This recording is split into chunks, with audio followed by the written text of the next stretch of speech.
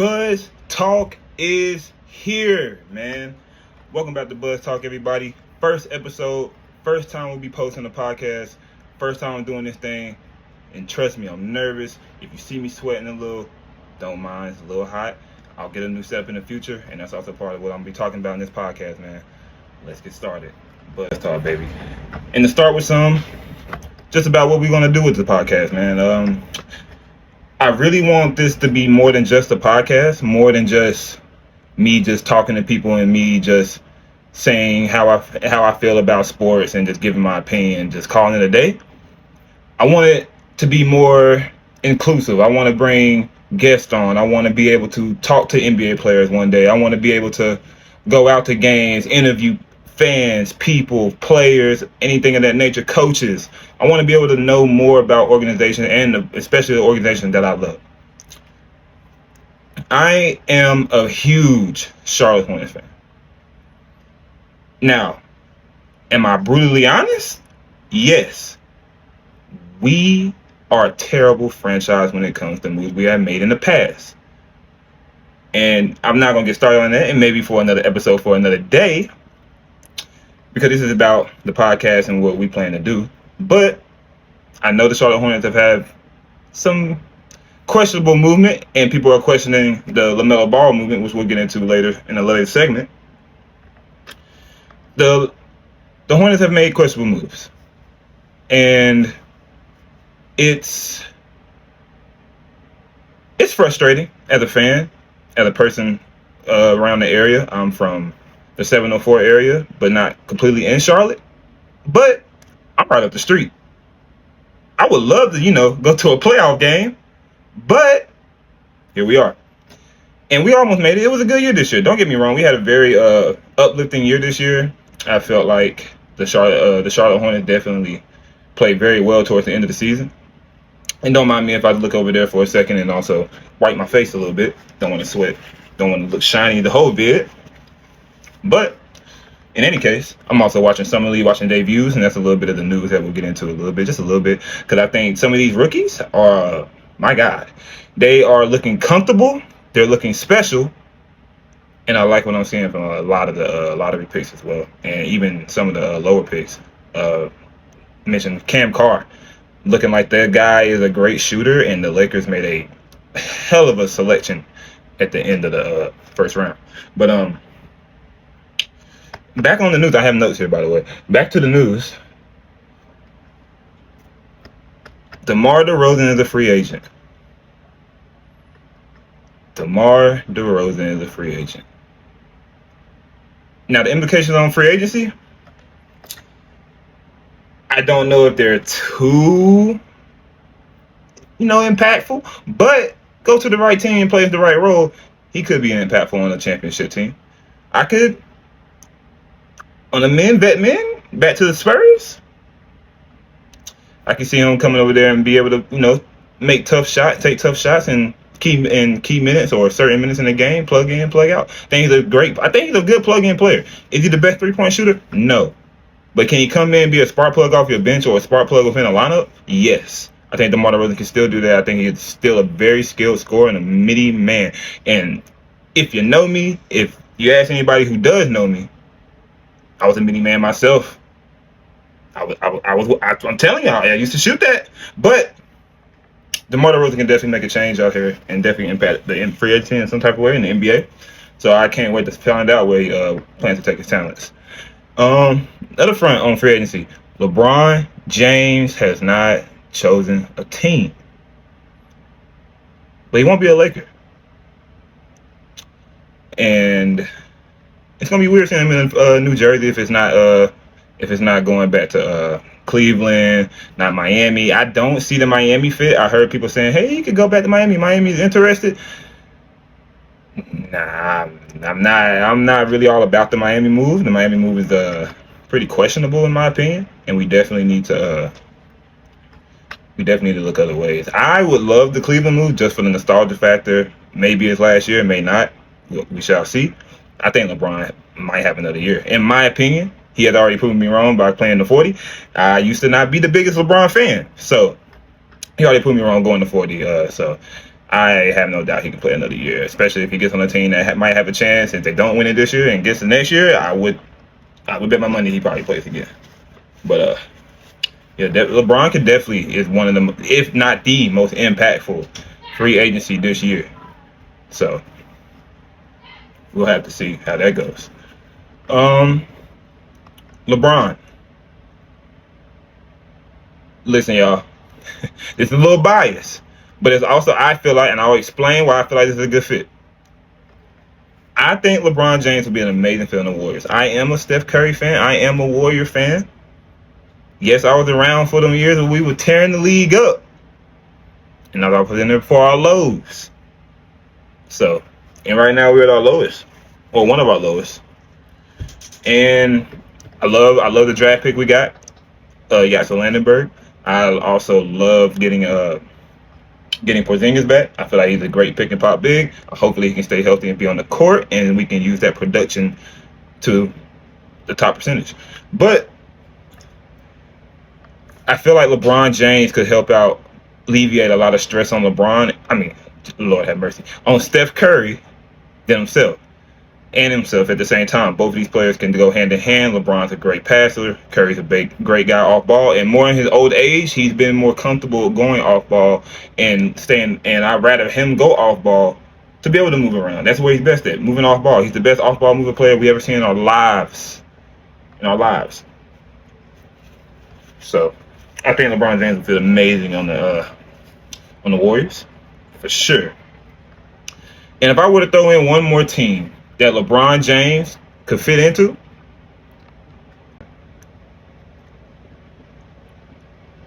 I would suggest the Detroit Pistons. Cade has so much stress on him coming out of there when it comes to scoring, facilitating, rebounding to a degree. He is running that offense. He is the on-court coach. And why not bring in another on-court coach that can make a change? That can literally come out there and take a lot of stress off of him. Cade, Jalen Duren, which we still don't know about that situation because he still hasn't been paid. And with the Walker Kessler deal happening with the Lakers, he's lost his leverage. He will not be a Laker, sadly, for Jalen Duren. And who knows where he'll go to. So there's still a lot to go on with that. But I think LeBron James can come in there and make Jalen Duren's life a lot more easier. And Cade already does that. Jalen Duren might make it a little harder on himself. And I might still be a big Jalen Duren guy. To think about it, I was hard on him during the playoffs, and I was very high on him when he got drafted. But he did not perform. He did not perform. We all saw that. There's no need to harp on that. It happened a while ago. There's no need to harp on that. He didn't perform, and he wants a contract, and he was an All-NBA player. Don't get me wrong. He's an All-NBA player. But when it comes to playoff basketball, that also has implications on what you do in this league and what you receive for your production in this league. And therefore, Jalen Duren underperformed. And so there's going to be conversation about that. It seems like he's upset and his agent's upset, but you got to go out there and earn it. And you're still young. And you still got a year before the contract is up. So I say go back out there, play your best ball, Jalen Duren, because I still have confidence in you that you could be a good player. Work on your game, come back, come stronger, and you'll be all right. But at the end of the day, as I went on a tangent there, I think LeBron James can come to the Pistons and make life a lot easier on those guys who had a lot of stress on them in the playoffs. And not even to mention Ibuka Okori, the point guard they drafted in the first round. Love that pickup. Going to be a great point guard off the bench. I already have Jenkins. Already brought him back. So I love that, getting that point guard off the bench that's going to be able to score, get a basket, be able to facilitate, and also run the offense and get everybody settled down. And also, once again, making Jalen Duren's life a lot more easier. Okay, on to the next segment, guys. So therefore, let's talk about life after Lamelo Ball. The big segment right here, man. Life after Lamelo.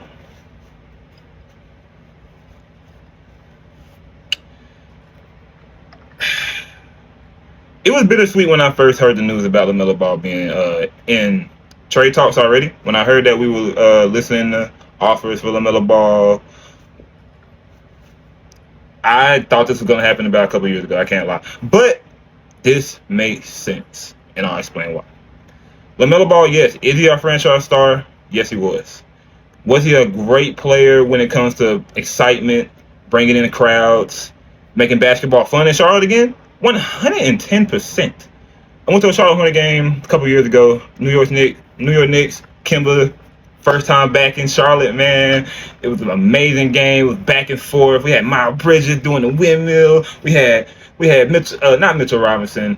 Who was their dunker? This is when they had Obi Toppin. Knicks had Obi Toppin. Oh, by the way, congratulations to the Knicks for the championship. I had Spurs, and I was wrong, and I admit when I was wrong. By the way, I love Jalen Brunson. Was big on him coming out in the draft. Love Jalen Brunson. I'm so happy for him. Happy for Cat. Happy for the whole team. Congratulations. But back to my point. Went to that game. Kemba Walker's first time back. Loved the excitement Lamelo brought to the team. He got us going on offense. It was amazing to see. I wanted a lot more on defense for my guy to be a 6'7" PG, but Lamelo Ball is who he is. And I feel like he still can develop. My guy's still young. He's only 24 years old. He's still young. He can still develop. He can still be a great point guard in this league. And I still think he is a very good point guard in this league. And I think the Timberwolves are still going to be a very good team. A lot of people are saying the Timberwolves aren't going to be that good, having Lamelo Ball. Their defense is still not going to be good. Rudy Gobert's going to have a lot of stress on him on defense. They're going to be very small. I think that team can still have a very high-octane offense with a decent defense enough to where they can still hold their own in the West. 110%. But speaking on LaMelo Ball, it was time to move on. It was his first healthy year. So he played 72 games. That is his career high in games, everyone. 72 games. Years before that, below 50. He had a 32-game year. And I understand you can't help it when it comes to injuries. And there's only so much you can do when it comes to that. But when it comes to our franchise and how the Charlotte Hornets changed over ownership, got a new GM, brought him in, Jeff Peterson, and listening to some of his interviews and how he feels about the team and how he's trying to progress, this move makes sense. We were in a perpetual, we're not a serious basketball team. How everybody perceived the Charlotte Hornets, we're not serious. They're not good enough. They'll never be good. They're just a team that plays like an AAU basketball team. And that's exactly what it was. We were playing like an AAU basketball team. In key moments in regular season games, they may not seem like they matter to the casual fan or to people who watch basketball every now and then. But we make key mistakes and goofy turnovers or not focus on fourth quarter situations or pressure situations where we can win that game, but we don't. And that comes down to bad habits being made already. And from the old regime, why not take away some of the bad habits? And like I said, I love LaMelo Ball.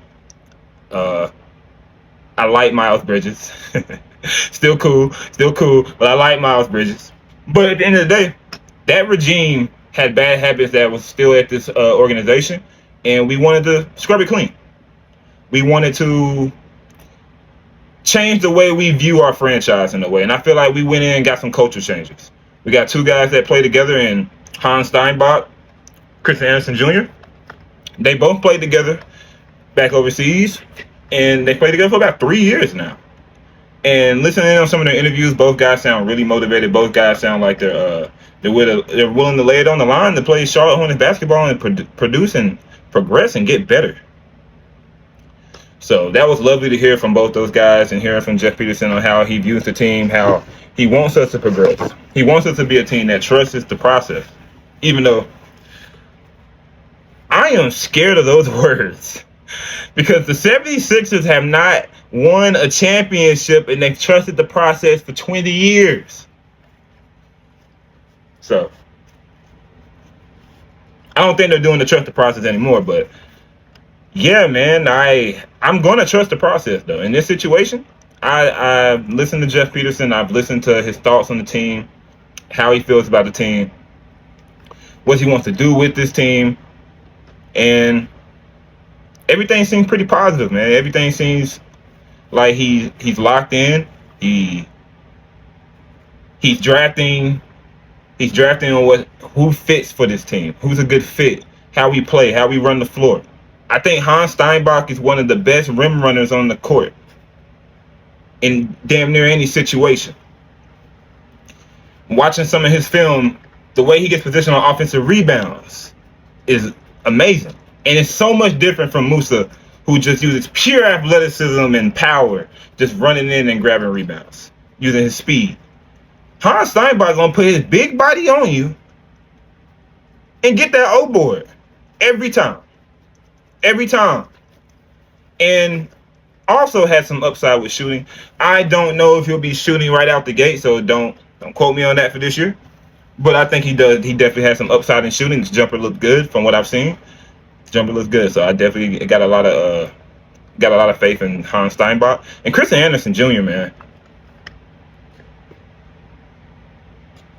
Hot damn! I think I'm throwing all my stock into Kristen Anderson Jr.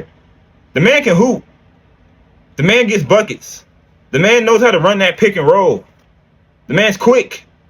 A little light in the britches. But he put some weight on, man. He can be a problem in that open court in the NBA.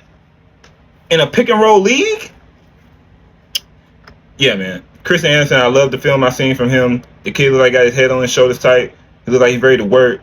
Looks like he said all the doubters who doubted him, he's here. He's ready to hoop. He's an NBA player. He's a Charlotte Hornet.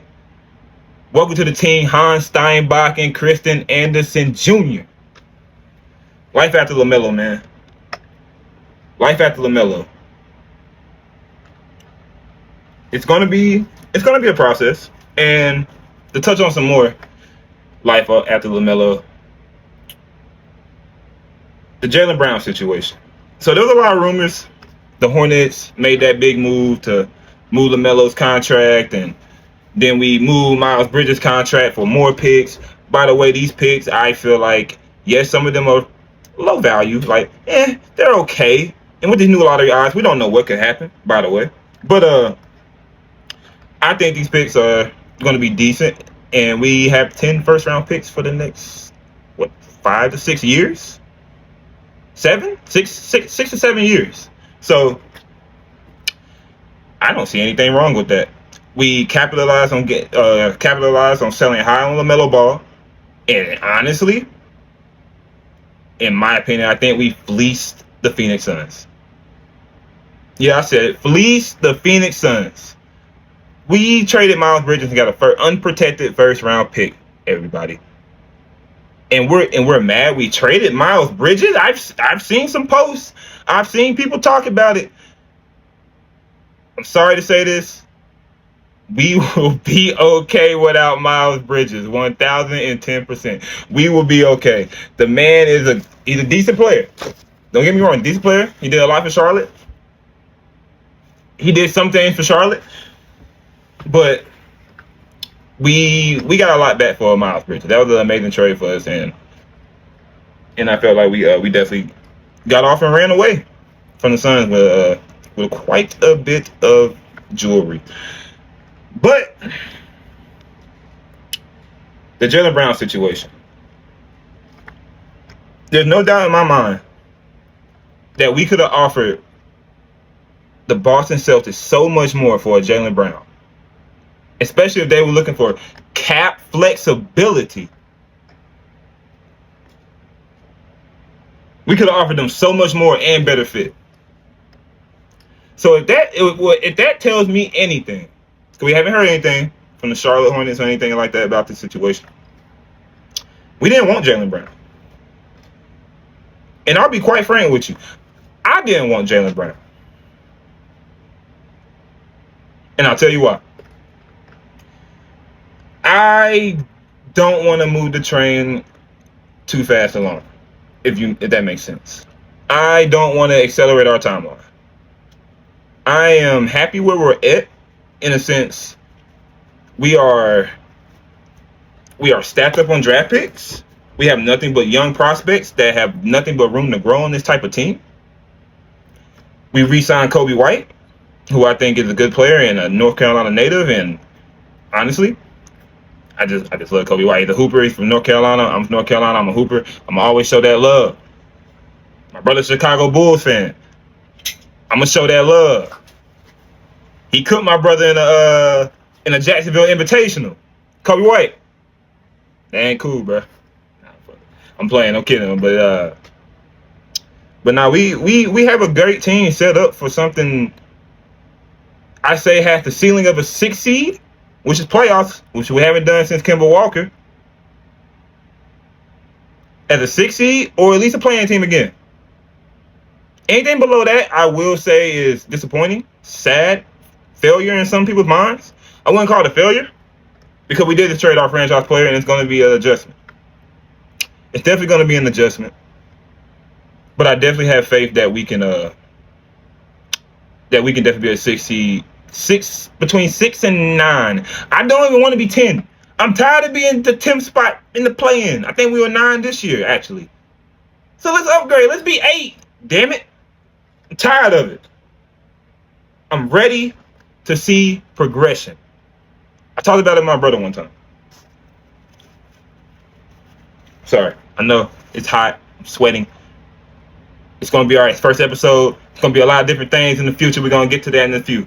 But I want to see progression. I know we were a fun team. I know we had fun watching the Charlotte Hornets. I know we had fun enjoying the lobs, the running, the transition, the getting runouts and throwing the ball between the legs. That's cool. That's fine. That's fun. I love fun. But damn it, I'm ready to win and have fun. What are we doing? Let's do that. Let's hoop and have fun at the same time. Let's win and have fun at the same time. And I feel like this move was an amazing step in that direction. We're grabbing players who have nothing but ready to work, potential, and time. Nipple is one of the best shooters to ever come into the NBA. I have nothing but faith that he's going to be a good player in this league and hopefully even an all-star. Brandon Miller, I have nothing but faith this kid could be a two-way star. I was one of them guys who wanted Brandon Miller over Scoot. And thank God we did that. So I definitely want to see Brandon Miller take a step. I want to see Khan take a step. Liam McNeil, I want to see him in the lineup next year. I think his shooting can definitely help this team. And yeah, man, I got a lot of faith that this team can make the strides to be competent. And not even that. I think this team can be the best shooting team in the NBA. We picked up Grayson Allen, Royce O'Neal, 2 40% three-point shooters. And we got a lot of shooters with offensive rebounding monsters and Moussa Diabate and Hans Steinbach. Brandon Miller, who not just going to settle this year, I would hope, not just taking 8 to 9 threes. So let's also get to that rim and use that athleticism and that long body. Come on, man. Come on, man. I really got faith in this team, man. We got a lot of different aspects we can shoot from, that we can do, that we can play around with. This team is going to be fun to watch. Still. But guess what we're working towards? A more high ceiling future. And I know I went on a tangent and got back to the life after Lamelo. But Jaylen Brown was just going to accelerate the timeline. It wasn't going to get us to where we want to be. Simply said. It wasn't going to get us where we want to be. At the end of the day, the goal in the NBA is to win an NBA championship. Jaylen Brown with this team right now, with the money he's making, is not going to give us an NBA championship. And you can believe it would, or it will make it, or we'll be still confident we'll get the 4 seed, the 5 seed maybe. We're not going to be a top 3 seed. We're not going to be a contender. We got to do a lot more progressing, a lot more work. We got to bring in more players. We got to see what we can work with. And then maybe one day, Charlotte can trade for that star that will make a difference out here in Charlotte.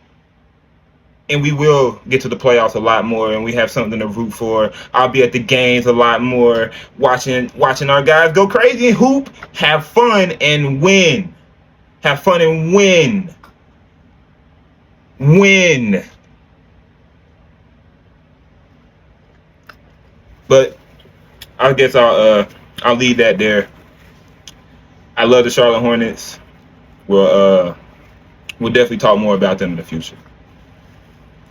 But on to our next segment, and the last one, just more about the podcast and what we plan to do in these next couple of weeks.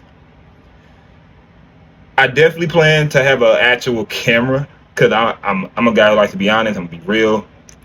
I'm always going to be real about my situation. I'm using my phone. And honestly, not bad to be on the phone. Didn't expect it to go this well. And maybe I should have been started a podcast. But we shall see how this goes. I don't have any plans of giving in or giving up and how slow it goes and the process of everything. I'm locked in. I'm ready to see where this can go. I'm ready to build something. I'm ready to build a business, a corporation, build with my friends, family, whoever it may be, people I meet along the way, networking, all sorts of things. I want to make this podcast bigger than what it is right now. And right now, I'm just in my room, recording on my phone, watching info, looking at Summer League on one TV, and we're going to get this done. I plan on having a camera. I plan on being in a different space that's not as hot. I'm telling y'all, it's hot. But we shall keep BuzzTalk going. This has been an experience, man. I already love doing this. It's been good talking about basketball in front of a camera for once in my life. Never done this before. So this is different. We plan on having a camera, plan on having a different space, plan on getting more into basketball news. We're going to be doing rankings. We're going to be reacting to other rankings like Bleacher Report, ESPN, things of that nature. I want this channel to have a lot of different things, a lot of different aspects. So people want to come in, we're not just going to be here, hey, let's talk about what happened today and go home. No, we're not doing that. We're going to rank.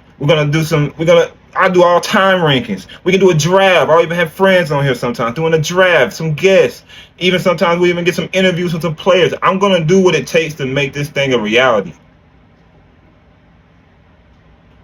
Because BuzzTalk is more than just a thought, more than a dream.